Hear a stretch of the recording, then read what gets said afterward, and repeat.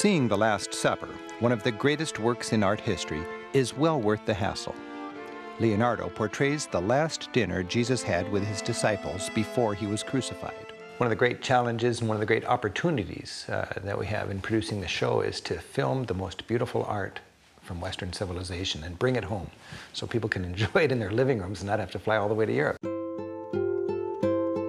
One of the strengths, I think, of the show is not only what great art that we shoot, but how we shoot it, and also Rick's way of discussing it and talking about the art. This unfinished statue is unique in that it shows the genius of Michelangelo midway through a major rework. You find yourself in front of some of the most beautiful masterpieces of art in Western culture. And though most of the show is shot absolutely from the perspective of a tourist, one of the exceptions to that rule can be with museums, because often museums like the Louvre or the Uffizi in Florence won't allow us to go in with our camera and tripod when the museum's open to the public.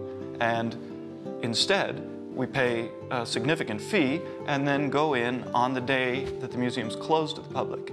And we go and shoot the art alone, essentially. And it's a great privilege to be standing alone in front of the Mona Lisa or Botticelli's Venus or any number of unbelievable masterpieces. So beautiful. I mean, it's so cool to be here just alone. It's one of the perks of the job, I have to say. But in the case of The Last Supper, you have essentially a very spare room with this incredible, large fresco that everybody knows, but that I'd never seen in person, adorning the end of it. So, you know, you stand there, dwarfed by this thing, and just, I like to take a personal moment, you know, amid the flurry of production, just to appreciate the magnitude of the work, wherever it is.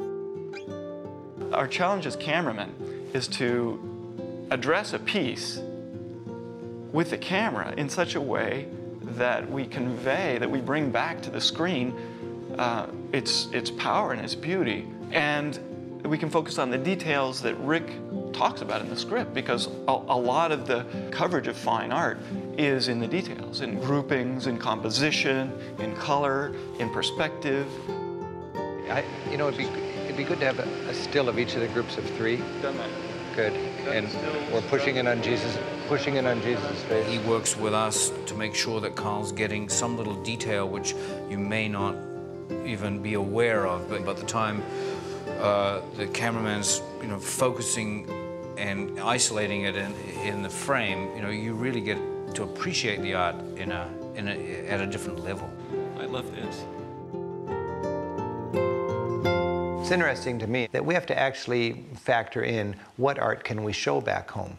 We go to palaces, we go to galleries, we go to churches where gorgeous art, classical art, has been appreciated for centuries. And because it's too fleshy for early 21st century American tastes, we have to wonder, can we actually show this on TV in the United States? It's a very odd situation to find yourself in. You're looking at all this incredible art that can span 2,000 years, even 2,500 years.